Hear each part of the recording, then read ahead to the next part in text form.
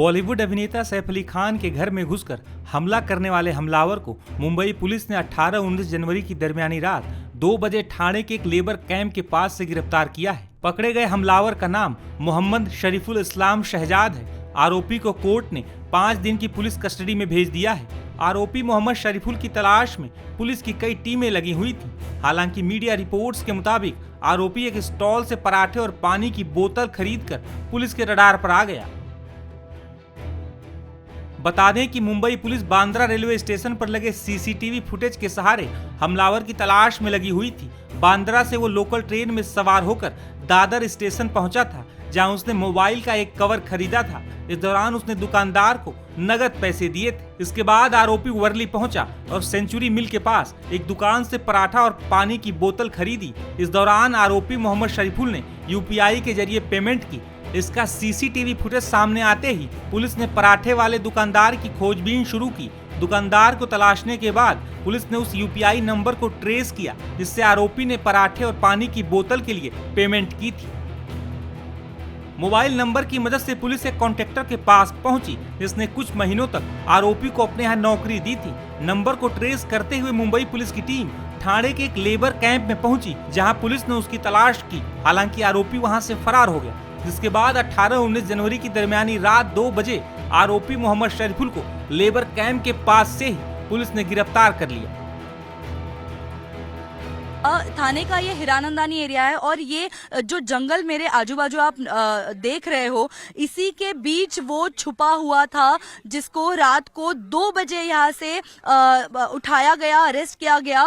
ये थाने का हिरानंदानी एस्टेट है। जो बिल्डिंग्स आपको नजर आ रही है, ये थाने की हिरानंदानी एस्टेट की कुछ प्रोजेक्ट्स है और यहाँ पे नजदीक ही कुछ नए रियल एस्टेट प्रोजेक्ट्स भी बन रहे हैं, जिसके लेबर्स, उसके साथ ही मेट्रो कंस्ट्रक्शन के लेबर्स इस लेबर कैंप में रहते हैं। इन लोगों में मुंबई पुलिस सबसे पहले यहाँ पे पहुंच के इन लोगों में पूछताछ की गई। साधारण शाम को 7 बजे यहाँ पे पूछताछ शुरू की। यहाँ पे रहने वाले सारे लोगों के मोबाइल जब्त कर लिए गए, उससे कॉल लॉग्स चेक किए गए। किसी ने इस नंबर पे इस इंसान के कांटेक्ट में आए थे, इस बारे में पूछताछ की गई। उसके बाद 7 बजे के बाद से चालू इस पूछताछ के बाद 2 बजे फाइनली इस स्पॉट पे आके उसका लोकेशन डिटेक्ट हुआ। सिर्फ और सिर्फ उसके मोबाइल ऑन होने के बाद यहाँ पे मुंबई पुलिस यहाँ पे पहुंच गई। उसके साथ ही ठाणे की कासार वडवली पुलिस, मुंबई पुलिस की यूनिट 6, यूनिट 9 यहाँ पे रात को 2 बजे यहाँ पे पहुंचने के बाद उसको यहाँ से गिरफ्तार किया गया। बता दें कि आरोपी मोहम्मद शरीफुल बांग्लादेश का रहने वाला है। हालांकि वो पिछले कुछ महीनों से मुंबई के वर्ली इलाके में रहता था। सैफ अली खान पे हमला करने वाला बांग्लादेशी हमलावर मुंबई के वर्ली इलाके में रहता था और वर्ली के कोलीवाड़ा इलाके में। उसकी तलाश में, पड़ताल में टाइम्स ऑफ भारत की जो टीम है वो वर्ली के कोलीवाड़ा इलाके में आ गई है। ये जनता कॉलोनी की सकरी गलियां हैं। इसी सकरी गलियों में जो है इस हमलावर का जो शरीफुल मोहम्मद, जिसका नाम बताया जा रहा है, वो यहाँ पर किराए के मकान में रहता था। ये देखिए छोटी छोटी पतली गलियां हैं मुंबई के वर्ली में कोलीवाड़ा के पास जनता कॉलोनी की, और यहाँ पर हम उसके घर को तलाश रहे हैं। एक राज नारायण प्रजापति नाम का जो शख्स है, उस शख्स के मकान में वो किराए से रह था। साथ में वीरेंद्र यादव नाम का एक शख्स और उसके साथ उस कमरे में रहता था, जो कमरा जो है शेयर करता था। यहाँ पर इसी गलियों में वो रहता था। ये राज नारायण प्रजापति का घर कहाँ पर, कुछ पता? किस तरफ? प्रजापति ये जहाँ पे वो पुलिस आई थी पूछताछ के लिए, कोई यही कहीं है? गली में सामने, हाँ अंदर। तो सामने ये देखिए, यहाँ पर ये एक छोटी सी गली है। ये इस गली में अगर एक आदमी का भी इस वक्त अंदर जाना जो है काफी मुश्किल है, और इसी गलियों में वो छुप करके रहता था, अपनी पहचान बदल के रहता था। यहाँ पर प्रजापति इनका घर कौन सा है? ये सामने, ये, हाँ ये देखिए, ये है कमरा नंबर 122, राज नारायण प्रजापति। यही वो मकान है जिसमें ये शरीफुल मोहम्मद यहाँ पर रहता था। बांग्लादेशी जो है अपना नाम बदल करके, छिपक करके रहता था। 7x7 का एक छोटा सा ये मकान है।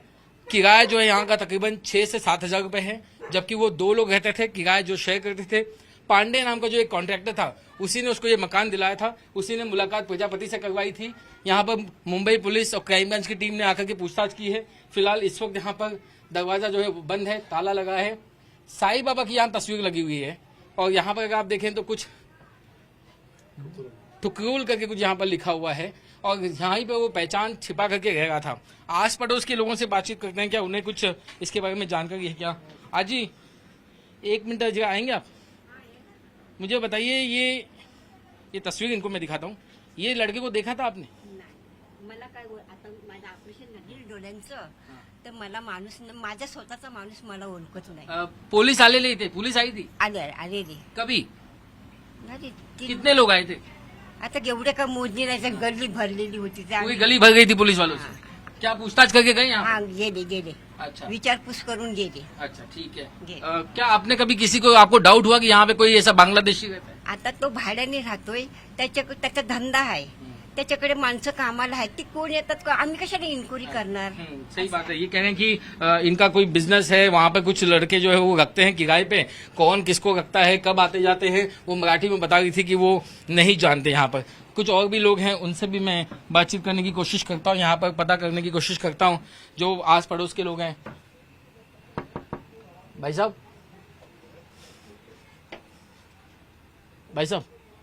मैं टाइम्स ऑफ नोबा से आया हूँ, खाली 1 मिनट बात करना था. ये इस गली में कभी कोई पुलिस वाले आए थे अभी 1-2 दिन में इस बंदे के लिए तलाश में? 2 दिन पहले आया था. अच्छा, पुलिस वाले आए थे. पुलिस वाले क्या पता चला आप लोगों को? सादे ड्रेस पर आए थे. वो मालूम नहीं था हमको. ये शख्स को आप लोगों ने देखा होगा कभी कभार? नहीं, उसको उनको कभी देखा नहीं. अच्छा, लेकिन यहाँ पे क्या किराए से रहते हैं ये लोग? हाँ, किराए से रहते हैं. भाड़े का घर? भाड़े का घर है. क्या कितना बड़ा मकान है उनका भी? इतना ही बड़ा? छोटा ही है. ऐसे ही है? ऐसा ही है. मैं दिखा सकता हूँ. देखिए, मेरे कैमरामैन जो है राजेश जो है आपको इसी का पड़ोस में जो है एक और जो मकान है वो आपको दिखाएंगे. ये बिल्कुल इसी लेआउट का एक जो है वो मकान है, छोटा सा मकान, जिसमें आप देखेंगे कि नीचे यहाँ पर किचन और फ्रिज जो है वो रखा हुआ है, ऊपर एक माला है, सीढ़ी जो है वो बनी हुई है और ऊपर जो है कितने लोग सो सकते हैं ऊपर?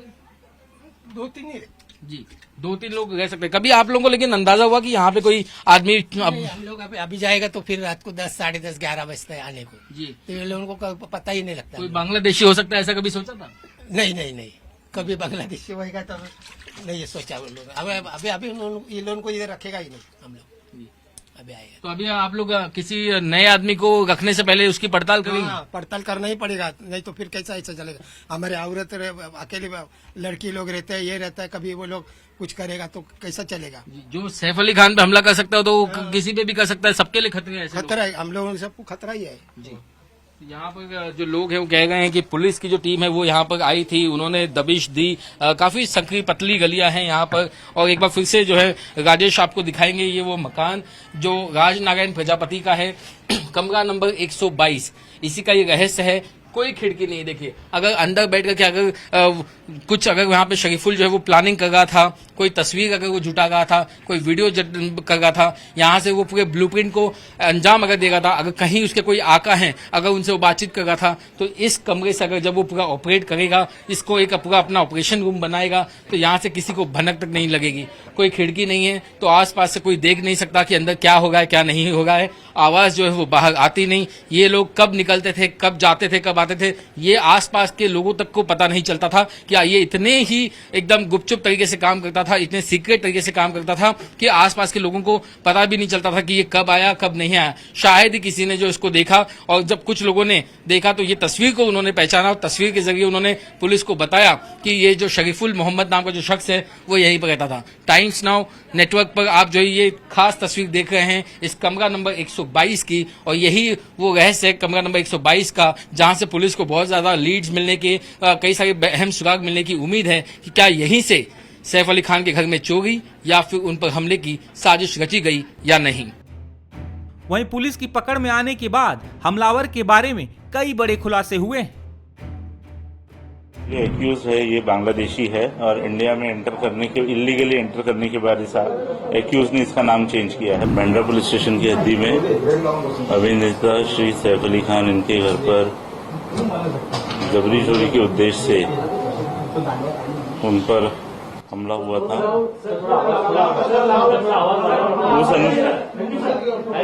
उस कारण से बांद्रा पुलिस स्टेशन में गुना दाखिल किया गया है और एक आरोपी को उसमें अरेस्ट किया गया है। उस आरोपी का नाम मोहम्मद शरीफुल इस्लाम शहजाद है। मोहम्मद शरीफुल इस्लाम शहजाद, एज 30 इयर्स। अभी तक की इन्वेस्टिगेशन में ये समझ में आया है कि ये आरोपी चोरी के इरादे से उस घर में उसने एंटर किया था और उस समय पर ये इंसिडेंस हुआ था। इस एक्यूज को कोर्ट में पेश किया जाएगा और पुलिस कस्टडी की रिक्वेस्ट की जाएगी और उसके बाद आगे का इन्वेस्टिगेशन किया जाएगा। सर, ये आरोपी बेसिकली कहाँ रहता था मुंबई में और कब से वहाँ काम करता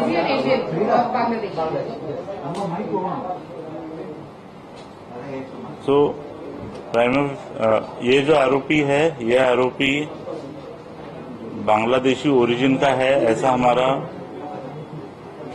डाउट है। इसीलिए इस केस में एप्रोप्रिएट सेक्शंस की वाड़ की गई है और उस हिसाब से आगे का इन्वेस्टिगेशन किया जा रहा है। किन सेक्शंस को, पासपोर्ट एक्ट में या फिर पासपोर्ट एक्ट के रेलेवेंट सेक्शंस में रेलेवेंट सेक्शंस इसमें अप्लाई किए गए हैं। उसके डिटेल्स हम प्रेस नोट से आपसे शेयर कर रहे हैं। तो क्या इसके पहले वहां जा चुका था, जिस तरीके से चढ़ा है और उतरा है? अभी तक ऐसा कुछ इन्वेस्टिगेशन में निष्पन्न नहीं हुआ है। एक्यूज्ड अरेस्ट होने के बाद हमको काफी कम टाइम अभी तक मिला है। ये चीजें इन्वेस्टिगेशन में निष्पन्न की जाएगी।